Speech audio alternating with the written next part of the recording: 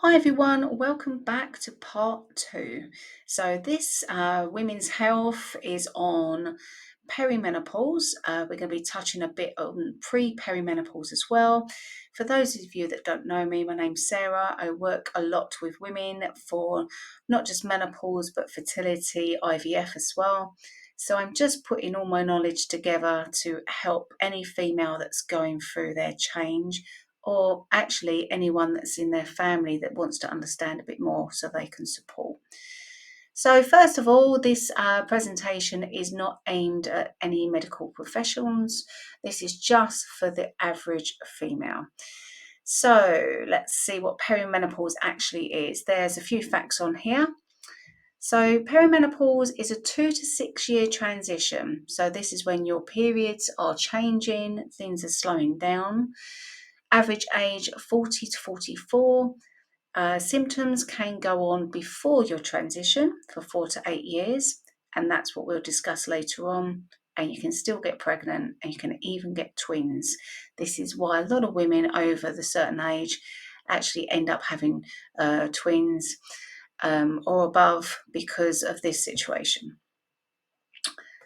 So there are 3 hormones that we are now going to discuss, and these hormones are quite knowledgeable, they're quite out there, and they are ones to understand, because definitely when you go through your change, once you understand these hormones, it'll be like a little light bulb for you, and you'll be like, oh yes, that's why I'm getting that. So estrogen, everyone knows about estrogen, but if you don't, it has a few functions. But before we go through that, estrogen is actually secreted by the follicles, and it's also secreted by the adrenal glands, which are on top of the kidneys, and also in the fat cells. Now, estrogen plays a good part with the heart, so it keeps the heart healthy, and that's by blood pressure, and also it maintains good cholesterol. It helps bones, so it keeps the density nice and strong. It also keeps the mucous membranes nice and lubricated in the lining of the uterus and other areas, for instance, in the eye, and also the digestive tract as well. And it helps with brain function. So, progesterone regulates sleep and mood as well, and helps create new bones. And there's a thing about the metabolic rate as well on there, so you can already most probably understand a bit more, especially if you're not in your peri and you're later. We'll be talking about metabolic rate as we go through the menopause, as that's when things like weight gain start to happen. So decision making and cravings, that's a big one. So progesterone is produced by the corpus luteum, which is the yellow bit on the screen. And let's go over that again. So the corpus luteum is from the granulosa cells and the CA cells, which are the follicle. And when the follicle goes through ovulation, the oocyte is expelled, and the rest of the follicle becomes the corpus luteum.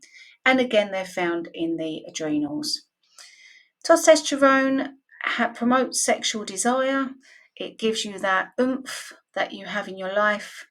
Aids fertility in the sense that when you're in your period and a few days leading up to ovulation, it will try and get you in the mood to encourage fertility.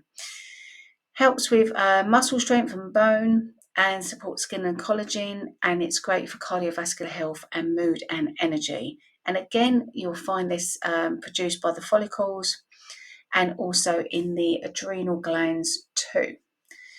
So, going to go through the follicles again now.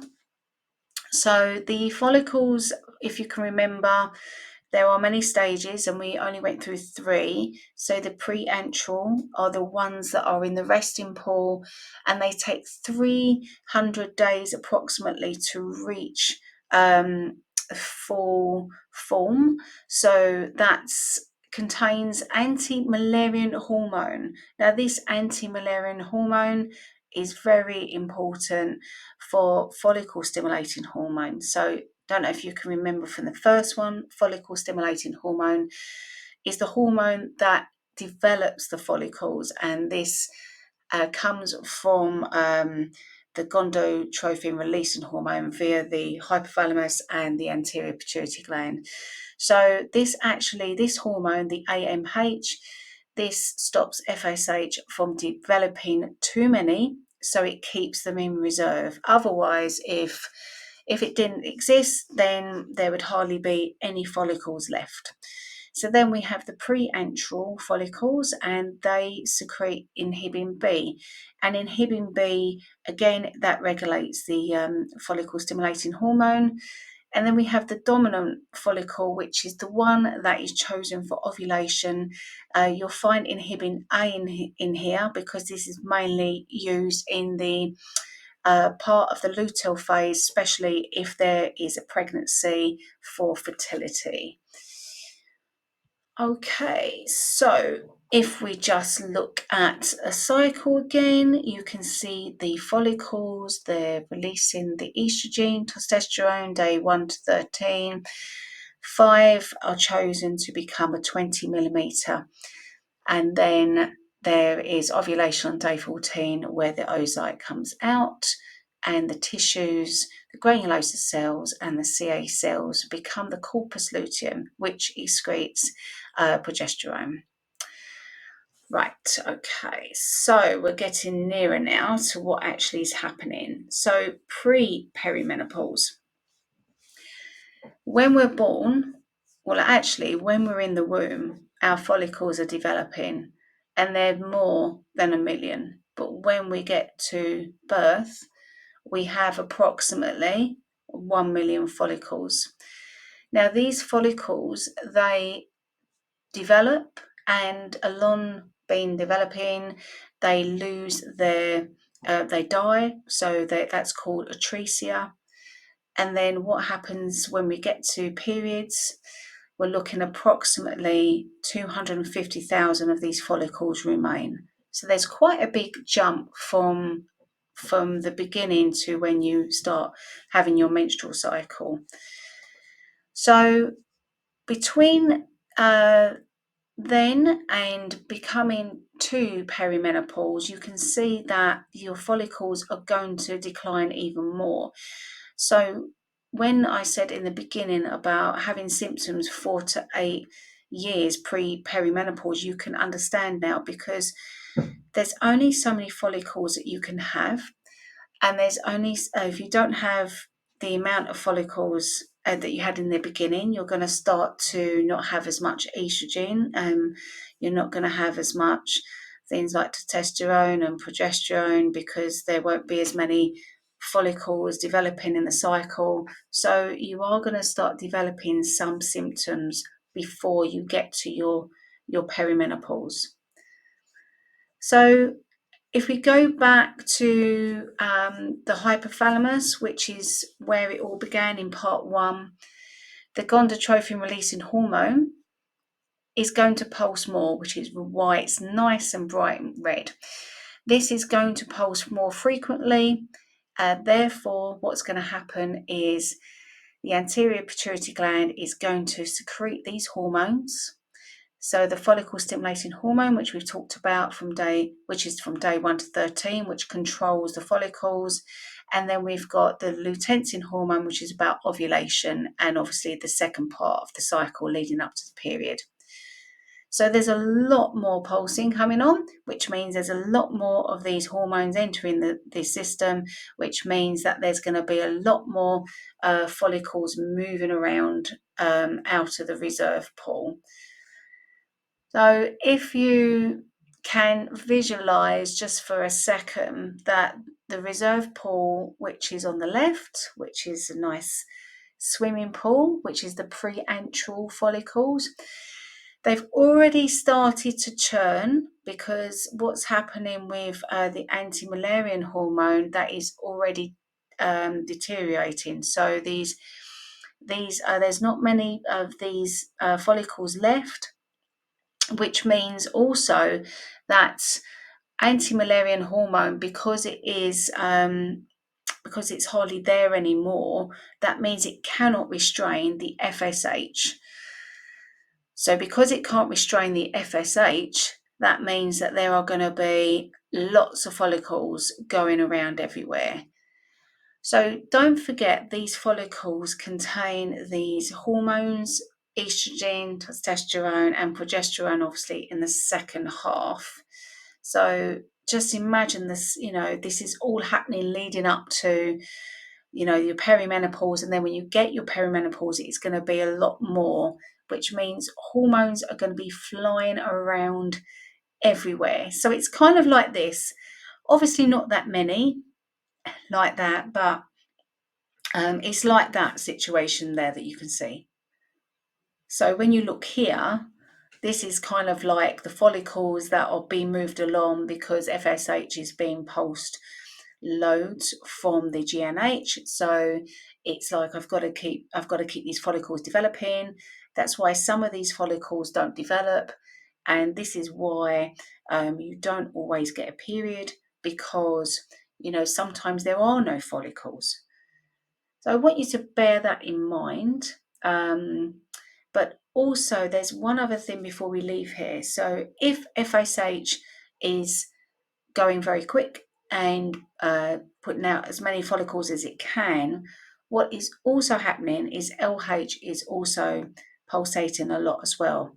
So LH is going to ovulate more, which means that that's where the likelihood of having twins or triplets comes from. So if we look at this slide now, it gets a bit more interesting. So if you look at the top, that is an average menstrual cycle. And then if you look at the bottom, you can see that that is in your perimenopause.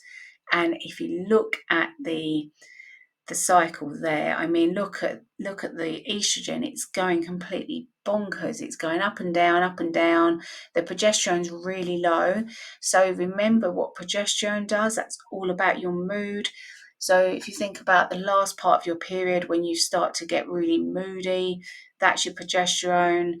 Where it's not got enough of it because it's not been there's been no fertilization, and here progesterone just hit rock bottom because there's hardly any follicles that are coming, which means there's no granulosa cells, there's no CA cells, which means that progesterone cannot be released.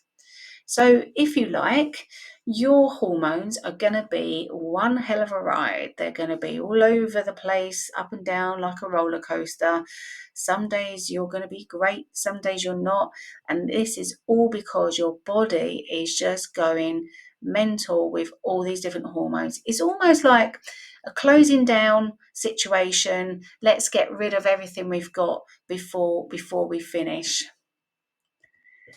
So again, looking at the cycle, so from day 1 to 13, obviously what we've got here is an average cycle, but I want you to imagine that sometimes when you get a cycle, you won't have this, what you're seeing on here in perimenopause. You will have the FSH will be short and the LH will come forward. That will mean a shorter period. That will mean that when you get your ovulation, you won't get it on day 14. You might get some discharge a lot earlier. And also, it means the opposite. So FSH may go on forever, not obviously forever, but a long time, because it keeps having all these follicles and it's developing these follicles, which means that you're going to get a longer period. So that's why your periods do change a lot. So if we now take all of that into consideration and we think about estrogen changing, progesterone changing, testosterone changing, this is what you're going to get. And there are some things that I might have left out on here because there are a lot of symptoms, but you can see the symptoms that are on here as to why they're there. So, for instance, you can see the irregular periods that are on there, and that's what I just explained a minute ago. You can see the libido to do with the testosterone. You can see the dry eyes, that's to do with the estrogen and the lubrication of the eyes. You can see the joint pain, which is a bit of estrogen and also progesterone. And you can see the depression, the anxiety, progesterone. There's so many things on there. So this is just to do with perimenopause and things like weight gain. You tend to see this when you get into the menopause and post, because that's when the fat cells and the metabolic stuff starts to really change. So that wraps up perimenopause for us today, and I hope that you can understand what is happening in your body. The next time we meet will be menopause and most probably postmenopause as well, because they're not as complicated as what we've just gone through. So I hope you've enjoyed that. I hope you've learned a lot, and I look forward to seeing you next time. Have a great afternoon.